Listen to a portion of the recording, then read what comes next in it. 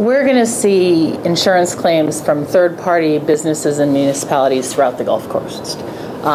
For example, in the hospitality industry, hotels, resorts, casinos, municipalities hurt by the lack of tourism, fishermen, cruise lines, ports, the whole gamut of claims will come in from all different types of businesses.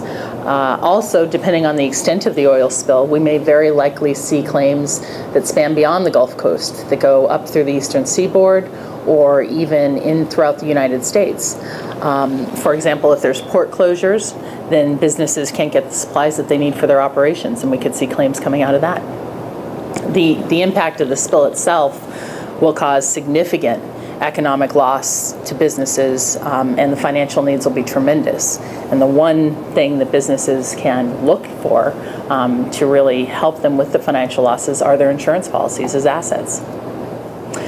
There are multiple insurance policies that can potentially respond to the Gulf oil spill disaster for the impacted businesses and municipalities. First, there's specialized policies. You have trade disruption policies, and those cover loss of earnings and extra expenses caused by the disruption to the supply chain. Those policies can attach even when there's no physical loss or damage to a policyholder's assets. Some of the policies specifically will cover trade disruption as a result of an oil spill or a chemical spill, and even if there's no property damage, the policies may also cover policyholder liability for breach of contract. So if they're unable to respond and they have to breach one of their contracts to their suppliers or to their clients because they can't get their goods or services in from ports that are closed or any other reason from the oil spill, then the trade disruption policies can cover that as well.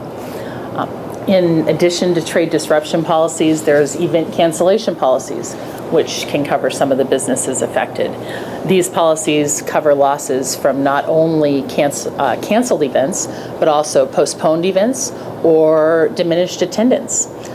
For example, conventions, trade shows, sporting events, all of these would be covered under event cancellation policies. And environmental policies will come into play. Pollution policies generally provide coverage for liability arising out of a release of a pollutant. And like property policies, the pollution policies themselves, specialized pollution policies, may include business interruption coverage, which is a huge asset for some of the companies and businesses that are affected by the Gulf oil spill. Another policy that could be implicated here would be directors and officers policies.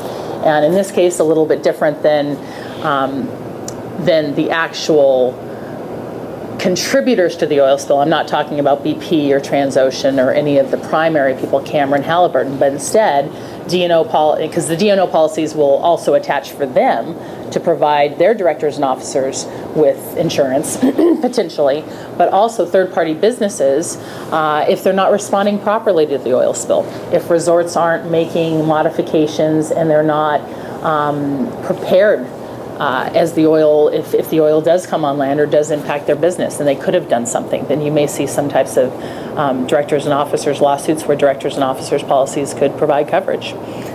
Last, obviously, you have property policies, and you have two main types of property policies.